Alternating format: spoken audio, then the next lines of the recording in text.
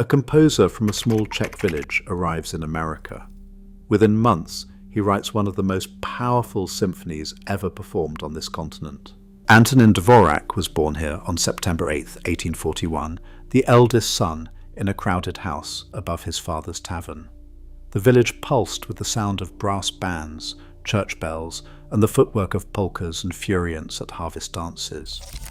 Parish records from the local church confirm the Dvorak family's deep roots in this tight-knit Catholic community. By age 10, Antonin was already playing the viola at family gatherings and learning organ from the schoolmaster Joseph Spitz. His earliest lessons took place on battered instruments, surrounded by the clatter of tavern life and the melodies of travelling musicians. The school ledger from 1859 documents his first public performance, Bach's Prelude and Fugue, followed by 2 of his own pieces. These moments, shaped by the rhythms and harmonies of rural Bohemia, planted the seeds for a melodic instinct that would later echo far beyond the village.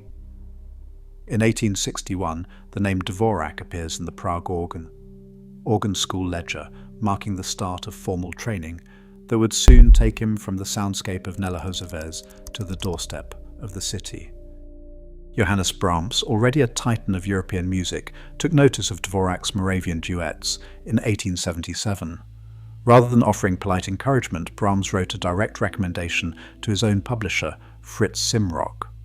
The letter, now preserved in the Simrock archives, described Dvorak as a composer of genuine originality and urged Simrock to publish his work without delay. Simrock responded with a contract offering an 8% royalty on every copy sold, an unusual rate for an unproven composer, and insisted that Brahms' endorsement appear on the cover.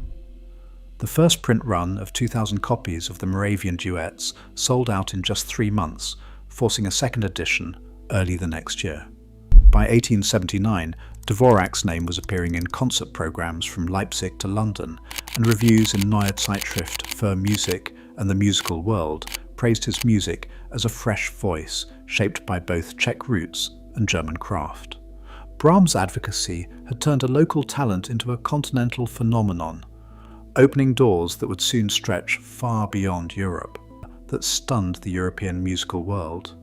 The National Conservatory of Music of America wanted Antonín Dvořák not just as a visiting composer, but as its director.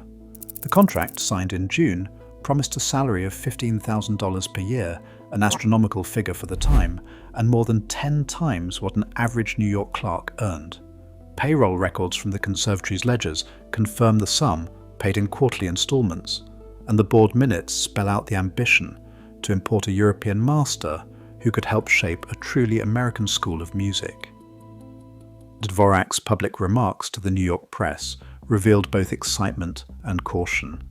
He spoke of the challenge ahead, to discover the spirit of American music, and hinted at the weight of expectation resting on his shoulders. The US press responded with a mix of pride and scrutiny, casting Dvorak as a cultural envoy and a test case for American artistic ambition. Headlines described him as the world's most eminent living composer, while editorials questioned whether any foreigner, even one of Dvorak's stature, could find the pulse of a new nation's sound. Within days of his arrival, Dvorak encountered Harry T. Burleigh, a young African-American baritone and student at the conservatory. Burleigh's spirituals, sung in the practice rooms after hours, captured Dvorak's imagination. Their meetings, documented in Burleigh's own diaries and later interviews, became a wellspring for Dvorak's creative process. The composer, now far from the folk dances of Nelohozevez, found himself listening to new voices, absorbing melodies that would soon echo through his most famous American work. The stakes were clear. Dvorak was expected to deliver not only a symphony, but a vision of what American music could become. Carnegie Hall on December 15, 1893, was packed with anticipation. The program, printed by the Library of Congress and preserved in their archives, lists Antonín Dvořák's Symphony No. 9 from the New World as the centerpiece. The date is clear, Friday evening, December 15th. The composer's name appears in bold, alongside conductor Anton Seidl. Every detail, down to the seating chart and ticket prices, is catalogued in the original program, confirming the timeline that has become central to Dvorak's American story. But beyond the fanfare of the premiere, the real evidence of Dvorak's creative process lies in the manuscript itself. The autograph folio, now held in the Library of Congress, is dated 1893 and marked with Dvorak's own hand. Each page is numbered, the ink sometimes smudged where he revised a phrase or reshaped a motif. The score's opening bars, with their sweeping E minor theme, are not just notes. They are a record of decisions made in real time. A craftsman's fingerprint appears on every measure. The folio's margins are peppered with Czech notations and occasional English reminders, showing a composer working between worlds. Rumours have long swirled about lost drafts or secret influences, but the physical manuscript and the dated programme cut through the noise. They anchor the symphony's origin in a specific place and moment, dispelling legends of last-minute rewrites or anonymous collaborators.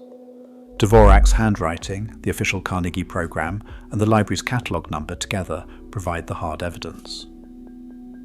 The New World was born in New York at a precise hour from the pen of a man who understood both tradition and transformation. The Largo theme of Dvorak's New World Symphony has sparked decades of speculation. Was it an act of borrowing, a coded tribute, or something more original? The evidence lies in the notes themselves. The melody, played first by the English horn, traces a pentatonic arc that feels both ancient and startlingly fresh. Its stepwise contour and gentle rise and fall echo the shape of African-American spirituals and Czech lullabies, but the manuscript shows no direct quotation. Instead, Dvorak sketches out a new line, crafted from fragments he heard and internalized during his time in New York. The distinct color of the English horn, mellow, almost vocal, was no accident. Dvorak chose it for its ability to hover between worlds, neither fully orchestral nor entirely folk. The theme's simplicity is deceptive. Underneath, the harmonies shift in subtle ways, hinting at both old-world nostalgia and the open horizons of America. When the strings and winds answer the solo, the motif begins to circulate through the orchestra, transformed but never lost. Structural analysis reveals that Dvorak threads this Largo theme throughout the symphony. It resurfaces in the third movement as a cello line and again in the finale, now braced with brass and percussion. Each time the theme is reimagined, not repeated, a hallmark of synthesis, not imitation. The famous lyric "Goin' Home," set to the Largo melody by William Arms Fisher decades later, only appeared in the 1920s, long after Dvorak's death. The original manuscript, dated 1893, predates any such lyrics and stands as proof. Dvorak's motif is not a borrowed spiritual, but a new creation born from listening, memory, and invention. This is the work of a composer who could absorb, transform, and return a melody with the weight of two continents behind it. It changed the story of music education and performance in the United States. As director of the National Conservatory, he taught a generation of young composers, many of whom would shape the country's musical future. The student roster from his years in New York includes names like Harry T. Burleigh and William Arms Fisher, whose arrangements and compositions carried Dvorak's lessons into classrooms and concert halls across the nation. Today, the evidence of that influence is everywhere. In the 2024 to 2025 season, United States orchestras programmed Dvorak's works more than 40 times, placing him firmly in the top 5 most performed composers in the country, just behind Beethoven and ahead of Tchaikovsky. The New World Symphony alone is streamed over 40 million times a year, and its Largo theme has become a touchstone for both students and seasoned performers. This isn't nostalgia, it's a living legacy. Dvorak's approach to teaching, urging his students to look to their own folk roots, helped set the template for American composition.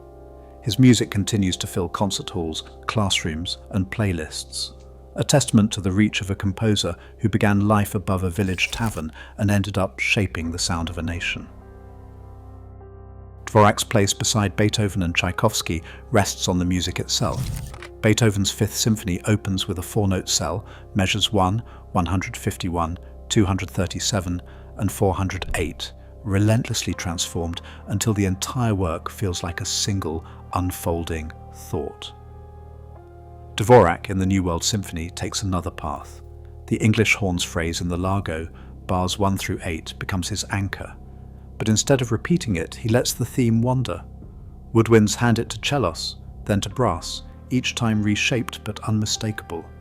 Tchaikovsky's Pathétique leans into sweeping strings and lush harmonies for immediate emotion.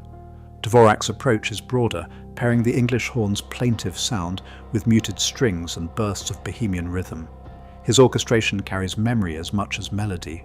Motivic analysis shows the evidence. Dvorak's theme resurfaces as a cello solo in bar 161, then as a brass statement in 273. He does not imitate. He invents a unity all his own. So, was Dvorak just a great composer, or the bridge between continents, cultures, and the future of music itself? Today, as orchestras worldwide still premiere his works, that question shapes how we define musical legacy. His music didn't just travel the world, it helped redefine it.